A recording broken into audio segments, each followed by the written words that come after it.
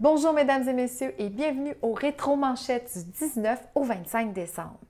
D'abord dans l'actualité nationale, Samuel de Champlain, l'homme sans qui il n'y aurait peut-être jamais eu d'Amérique française, a quitté ce monde le soir de Noël 1635. Le fondateur de Québec fut enterré temporairement dans une tombe sans nom le temps de construire une chapelle. Or, la localisation exacte de cette chapelle et des restes de Champlain donna lieu à de nombreux retentissements dans le milieu archéologique québécois. Selon les dernières recherches, le mystérieux tombeau serait sous la basilique Notre-Dame de Québec. On avance ensuite au 20 décembre 1803, alors que Napoléon venait de vendre le vaste territoire de la Louisiane, qui correspondait alors à 22 % du territoire américain, pour la somme de 15 millions de dollars. La transaction, qui représentait plus que le PIB du jeune pays américain à l'époque, devait aider Napoléon à financer sa guerre contre l'Angleterre.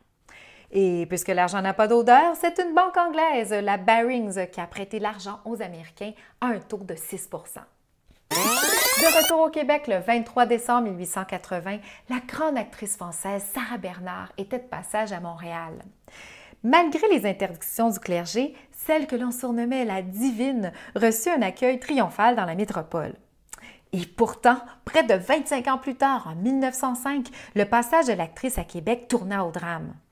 Comme d'habitude, des membres du clergé avaient interdit à leurs ouailles d'aller au théâtre. Mais la Divine jeta de l'huile sur le feu en dénonçant l'influence du clergé sur les Canadiens français. Le soir même, des centaines de manifestants décidèrent de s'en prendre à la troupe de l'actrice devant la gare du Palais. Inutile de préciser que Sarah Bernard ne remit jamais les pieds à Québec. Je vous laisse sur un vibrant hommage à Sarah Bernard par le grand Sacha Guitry. Personnage fabuleux, légendaire, incomparable actrice absolument géniale. Je dirais même plus, géniale à volonté. Et cela tenait réellement du miracle.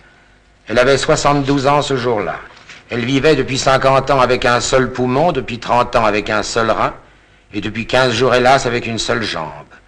Elle était le courage personnifié. D'un homme de 50 ans qui mourait, elle disait, faut-il qu'il soit bête. Ce jour-là, elle venait de mettre pour la première et pour la dernière fois d'ailleurs la jambe articulée qu'elle s'était fait faire. Et elle préparait une dernière tournée en Amérique.